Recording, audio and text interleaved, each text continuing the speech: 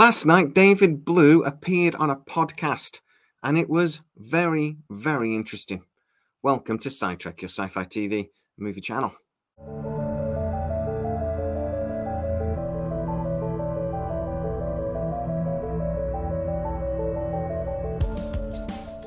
The Shuttlepod podcast is one of those newer podcasts that's appeared recently, and it is really, really good. This podcast is led by Connor Trinneer, who played Trip in Star Trek Enterprise, with his mate Dominic Keating, who played Malcolm Reed. But if you actually remember, Connor Trinneer also has connections to Stargate. He was in Stargate Origins. Never seen that. I really probably should. He played a Dr. Langford, and in SGA he played Michael. There's a link in the description to the full video. Now, I listened to the whole thing, and I have to say that David Blue is a brilliant speaker. He is really passionate about what he's talking about, and he obviously loves his work.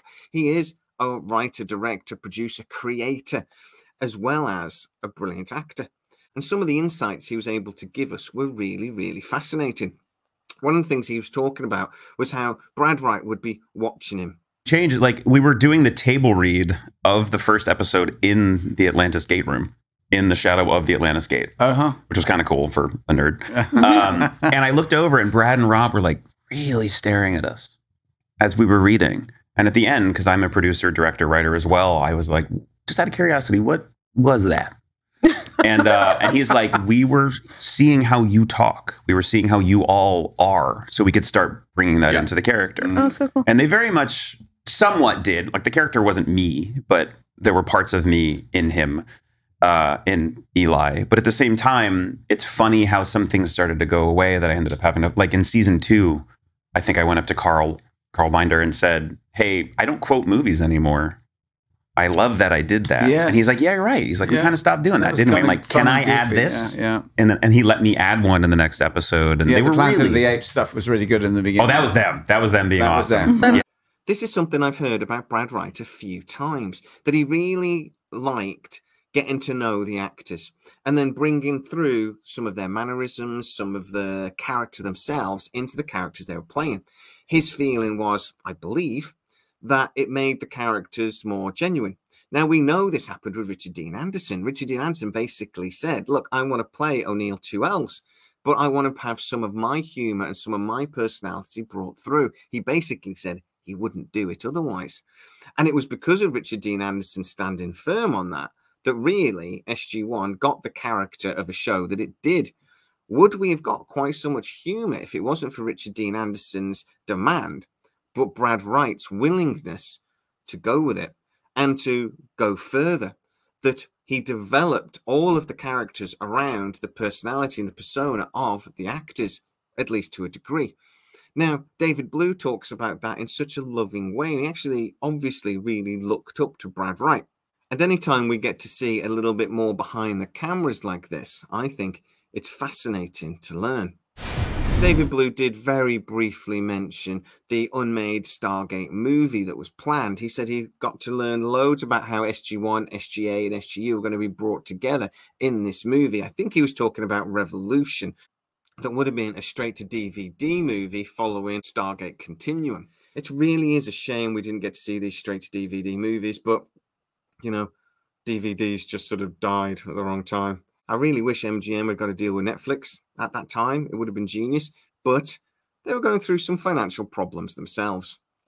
Financial problems that actually David Blue did talk about. He talked about how Universe got cancelled. Now, he did mention the controversy. Now, you guys know that if you're regular Sidetrackers, I never loved Stargate Universe, or at very least, it's not in my heart like Stargate SG-1 and Stargate Atlantis are.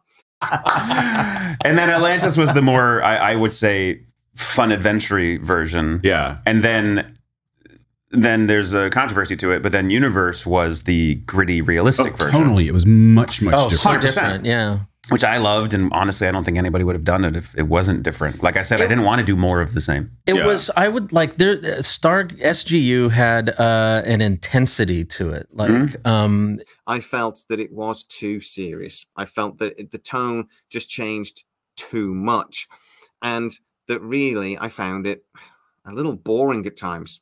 But the people that love SGU adore it. And I have full respect for you guys. I've actually met people that love SGU and don't like SG1. Now that just confuses me. But at the end of the day, we're talking about opinion here, and opinion matters.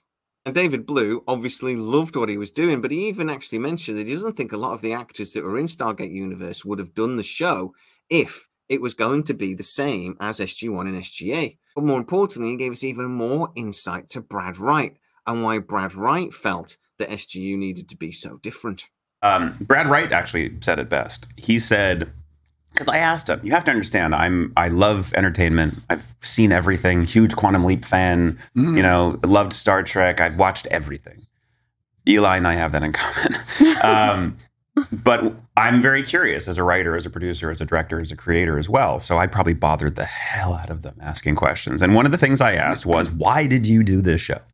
This was early on when I thought I had the right to ask things like this. Yeah. You sound like when you're working for the man. Yeah. Don't ask. You get one. Yeah, exactly.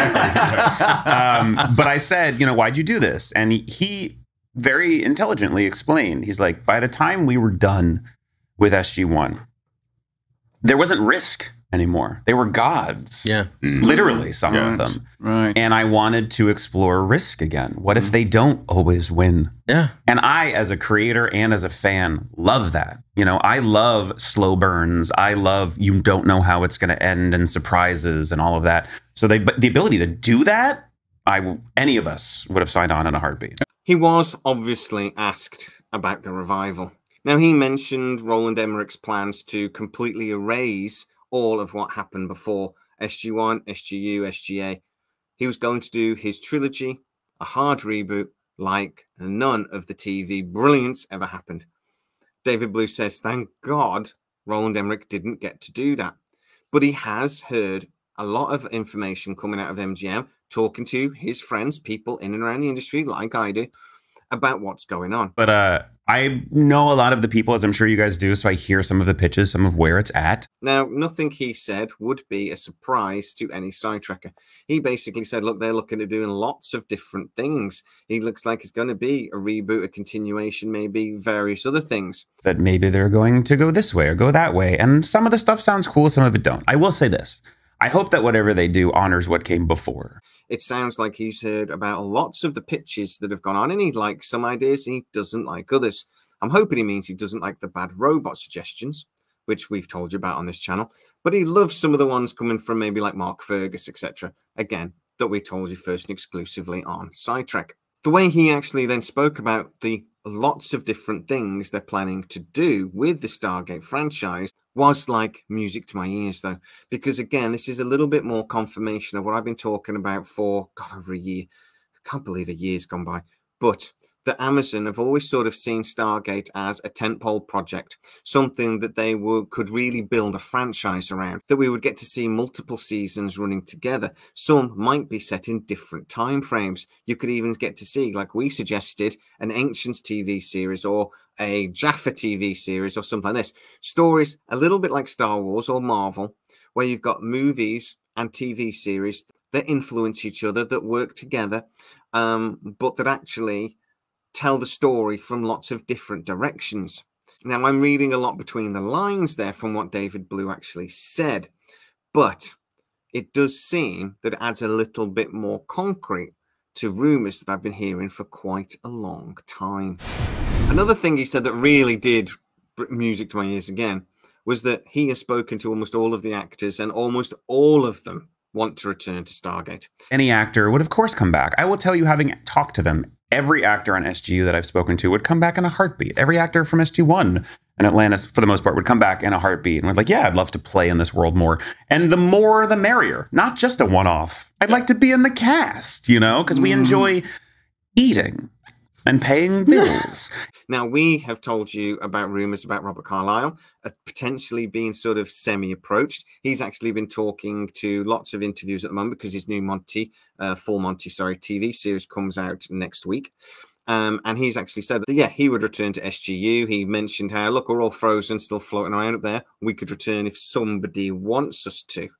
Now, I know through my sources that there's been very informal conversations to Robert Carlyle about whether he would be able to return. And I told you at the time, 6 months ago, that he said, oh, yes. David Blue and Robert Carlyle confirm that that's true. I've also told you that Michael Shanks and Amanda Tapping have been approached. And again, we know that's true anyway, without David Blue. I would love David Blue to get approached, but I don't believe he has been. And actually, I was told a few months ago that he hasn't. So this, again, really, I think, emphasizes that point that David Blue hasn't been approached yet. The biggest thing, though, that David Blue pointed out is that if we want Stargate to return, we need to keep hammering it home to Amazon that we want this damn show. And help cultivate the desire. Look at Star Trek. You know, would there be Strange New Worlds, Discovery, and Picard if there wasn't still a demand for more stories in that universe? We need to do the same. Now, I get moaned at occasionally that I put out videos about Stargate too often, that I put out all the different rumors I hear. And sometimes people say, look, I'm just getting sick of listening to it. But at the end of the day, I'm talking about a TV show that I adore and that I desperately want to return. I share the honest rumors I hear from people that I have checked and vetted that work in and around the industry, and I share them with you as quickly as I possibly can. We need to do things like sign the petition that I've set up, asking Amazon to consider getting in touch with Brad Wright. There's a link in the description to it. Please go and sign it. We need to share these videos, but also don't just advertise SciTrek, even though it helps me if you do. Get out there, get on Twitter. Use the Bring Back Stargate hashtag. Just share videos or comments about Stargate. We need to get them metadata, they call it. Amazon need to see that we are interested, because if we're interested, they'll make the show, and maybe they'll make the show that we actually want. Now, he actually did warn us as well not to eat ourselves from the inside out. Now, I think he meant from that we really need to avoid a lot of the negativity that we've seen. We need to avoid the hate clickers. There are channels, YouTube channels out there, that all they do is focus on the negativity. And they know that people quite like it. Look, at the end of the day, if you watch the news anytime for the last 30 years, bad news sells. Good news really doesn't make it. And YouTubers, some, have found that that works for them. And they will hate a TV show before it even comes out, just because they know that if they shout it's going to be woke, a load of people will click on that video. Whatever you thought of Rings of Power, and I found it a little boring, I will say that there was lots and lots of negativity out there from YouTubers that hadn't seen it. They were seeing little snippets of information and they were screaming that it was going to be a woke pile of garbage. None of these people had seen the show at that point. So all I would say is that let's avoid that. Let's not eat ourselves from the inside out. Let's not jump on the bandwagon of negativity. If you see videos like that, ignore them. Wait until the show comes out yourself. And anyway, you can get all of your news on Stargate from here. So, why would you go anywhere else? So go over to the Shuttlepod podcast. Give the video a view, give them a subscribe. It's a really brilliant channel. I subscribed a couple of months ago. There's been some fascinating conversations on there, particularly if you're a Trekkie, but if you're a sci-fi fan in general. Don't forget, there's a link in the description to the video. But guys, I'd love to know what you think, as always. Is there anything else that David Blue talked about in this that I really should have spoken about? And would you like to see him return as Eli in a future series? Personally, oh yeah. Get into the comments and tell me exactly what you're thinking. If you are new to the channel, please don't forget to like, subscribe, you know what to do. And don't forget to hit the bell notification so you never miss any of our new videos. Also, you can go to patreon.com/SciTrek, where most of our new videos air first. And you get to see them premiered without any of the adverts. As always, please stay safe, and I'll see you next time.